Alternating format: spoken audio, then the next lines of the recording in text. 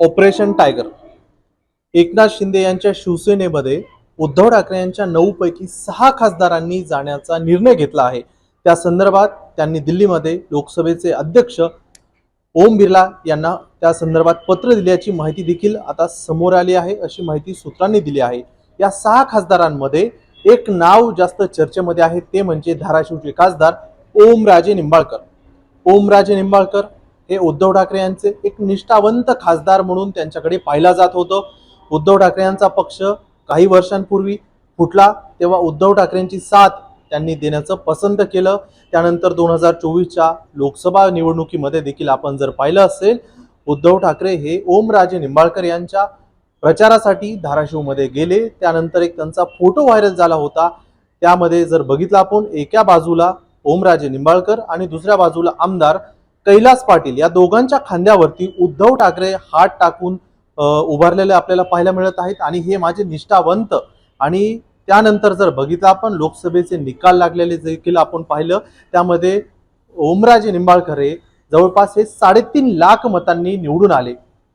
ओमराजे निंबाळकर हे मागच्या वर्षी जर आपण बघितलं असेल, त्यांच्या मतदारसंघामध्ये धाराशिवमध्ये मराठवाड्यामध्ये ज्या पद्धतीनं पूर आला होता, त्या पुरामध्ये अनेक त्यांच्या मतदारसंघातील नागरिक अडकले होते। सीना नदीचं जे पात्र आहे, त्या पात्राच्या आजूबाजूची गावं होती, त्यांचा संपर्क तुटला, रातोरात ते गेले। त्यानंतर त्यांनी जर बघितलं आपण तर रेस्क्यू केलं, आजींना पाण्यामध्ये पोहून देखील गेले। त्यानंतर त्यांचं प्रचंड कौतुक झालं। ओमराजे निंबाळकर हे त्यांच्या फिटनेससाठी देखील चांगल्या पद्धतीने परिचित आहेत। ते दररोज योगा करतात, जिम करतात, व्यायाम करतात, आणि आजपर्यंत जर बघितलं आपण त्यांच्याकडे ठाकरेंचे निष्ठावंत असे क्लीन इमेज राजकारणामध्ये आता जर बघितलं आपण आजचं जे बजबजलेलं राजकारण आहे, त्यामध्ये ओमराजे निंबाळकर हे कुठेतरी आशेचा किरण आहेत, एक तरुण आहेत, उद्धव ठाकरेंचे निष्ठावंत आहेत, आणि सोशल मीडियावरती देखील ते प्रचंड सतर्क ऍक्टिव्ह असायचे। त्यांचे कार्यकर्ते, त्यांच्या मतदारसंघातील कोणतेही नागरिक व त्यांचे मतदार, त्यांना कोणतीही अडचण येऊ द्या, पोलिसांनी त्यांची गाडी पकडली असेल आरटीओची किंवा अन्य त्यांच्या तहसीलच्या कार्यालयापासून ते दवाखान्यातील कोणत्याही अडचणी येऊ द्या, तिथपर्यंत ओमराजेंना ते फोन करायचे, आणि त्या फोनवरती ओमराजे समजा त्यांनी लगेच फोन नाही घेतला तर त्याला कॉल बॅक करायचे आणि त्यांची विचारपूस देखील करायचे। पण आज काल आणि आज काय घडतंय तर धाराशिवचे खासदार ओमराजे निंबाळकर यांना आम्ही देखील प्रयत्न केला फोन करण्याचा, तर ते फोन घेत नाहीत। आता त्यांनी सिम कार्ड बदललं का माहित नाही, पण जर आपण बघितलं ओमराजे निंबाळकर हे एकनाथ शिंदेच्या शिवसेनेसोबत जाण्याचा निर्णय त्यांनी घेतलेला आहे।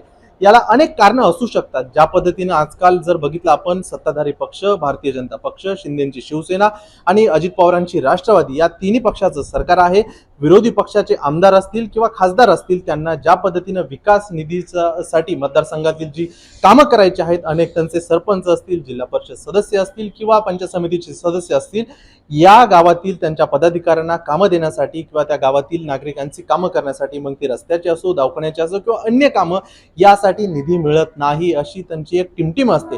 आणि याच निधीसाठी अनेक जण आतापर्यंत जर बघितलं आपण तर ते सत्ताधारी पक्षासोबत सत्तेमध्ये सामील झाल्याचं देखील पाहायला मिळत आहे। यातच आता नंबर लागला आहे ओमराजे निंबाळकर यांचा। ओमराजे निंबाळकर हे मागच्या काही दिवसांपूर्वी म्हणजे काही महिन्यांपूर्वी उस्मानाबादचा जो माफ करा धाराशिवचा जो पूर परिस्थिती होती, त्या पूर परिस्थितीमध्ये त्यांनी अनेकांचं रेस्क्यू ऑपरेशन केलं। त्यानंतर एका वृत्तवाहिनीनं त्यांची मुलाखत घेतली होती। त्या मुलाखतीमध्ये ओमराजे निंबाळकर काय म्हणाले होते तुम्हीच पहा। की मी मगाशीच म्हणलं की कर्माला मानणारा मी माणूस आहे, आणि मला कर्म काय सांगतंय की बाबा ज्या बाळासाहेबांनी, ज्या उद्धव साहेबांनी 2009 ला माझी काय अवस्था होती, त्यावेळेस काय ओमराजेनं ग्रामपंचायतची तर निवडणूक लढवली होती का? ओमराजे काय नोंद चेहरा होता का त्या दिवशी?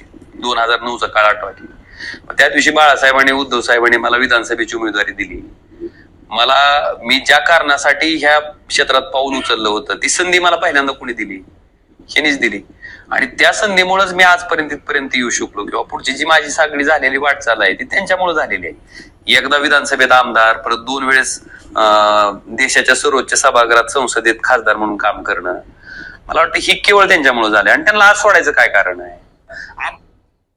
जर आपण बघितलं असेल, माझा कर्मावरती खूप सारा विश्वास आहे। उद्धव ठाकरेंमुळे मी आमदार आहे, 2 वेळा संसदेत मी गेलेलो आहे, आणि ज्या पद्धतीनं जर बघितलं आपण तर त्यांना सोडण्याचं काही कारण नाही हे काही महिन्यांपूर्वी म्हणणारे ओमराजे निंबाळकर आज हे एकनाथ शिंदेच्या शिवसेनेसोबत जाण्याचा त्यांचा निर्णय आहे. त्या संदर्भात दिल्लीमध्ये त्यांनी पत्र देखील दिलेलं आहे. त्या पत्रामध्ये त्यांची स्वाक्षरी आहे अशी माहिती आता समोर येत आहे. आणि ओमराजेंना अनेक आम्ही वेळा फोन करण्याचा प्रयत्न केला, त्यांचे जे पी आहेत त्यांच्यापर्यंत देखील पोहोचण्याचा प्रयत्न केला, पण ओमराजे हे फोन उचलत नाही.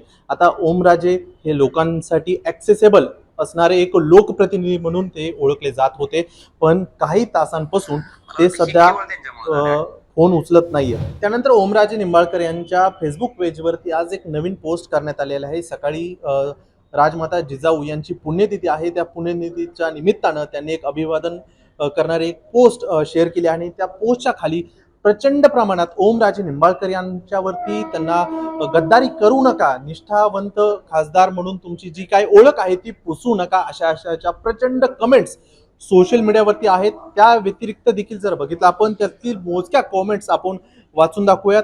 ओमराजे निंबाळकर कपाळावरती गद्दारीचं कुंकू लावून घेऊ नका, अशा आशयाची एक कमेंट आहे. त्यानंतर इथून पुढे जनतेनं मतदान करताना कायम लक्षात ठेवा, आयुष्यभर गुलाल नाही लागला पाहिजे, जनतेसोबत गद्दार झाले तर, अशा आशयाची एक कमेंट आहे. आणि त्यानंतर अजून एक आहे, ओमराजे गद्दारी करू नका, ठाकरेंसोबत तुम्ही मोठे होणार आहात, भविष्यात मराठवाड्यातून गोपीनाथ मुंडेंसारखं नेता तुम्ही होऊ शकता, निष्ठा तुम्ही ठेवा, अशा आशयाची एक कमेंट आहे. इतिहास हा निष्ठावंतांचा लिहिला जातो, गद्दारांचा नाही, ठाकरेंसोबत राहा, अशी एक कमेंट आहे प्रदीप बडगुजर यांची. त्यानंतर पांडुरंग यमगर यांची देखील आहे, साहेब गद्दारीचा डाग तुम्ही लावून घेऊ नका, राजीनामा द्या आणि नंतर निवडून येऊन दाखवा, अशी आशयाची एक कमेंट अशोक गव्हाणे यांनी केलेली आहे. अशा भरपूर कॉमेंट्स आहेत. त्या कॉमेंट्स ओमराजे निंबाळकर यांच्यावरती केलेल्या आहेत. गद्दारी तुम्ही करू नका, ठाकरेंसोबत इतक्या दिवस तुम्ही निष्ठावंत आहात, त्या निष्ठावंत म्हणूनच तुम्ही ठाकरेंसोबत राहा. आणि गणेशजी एक युजर आयडी आहेत, त्यांनी कमेंट केली, ठाकरे हे नेते बनवायची फॅक्टरी आहे, कितीही गेले तरी पुन्हा हजारो तयार करू, गद्दारांनो गाठ ठाकरेंशी आहे, अशा आशयाची कमेंट आहे. जर आपण बघितलं फेसबुक, ट्विटर, इंस्टाग्राम ह्या सोशल मीडियावरती ओमराजे निंबाळकर यांना ज्या पद्धतीनं आज ट्रोलिंगचा सामना करावा लागत आहे, त्यांचा आज एक निर्णय त्यांना प्रचंड महागात पडण्याचं देखील पडू शकतो. राजकीय त्यांचं अस्तित्व देखील त्यावरती निर्णायक ठरू शकतं.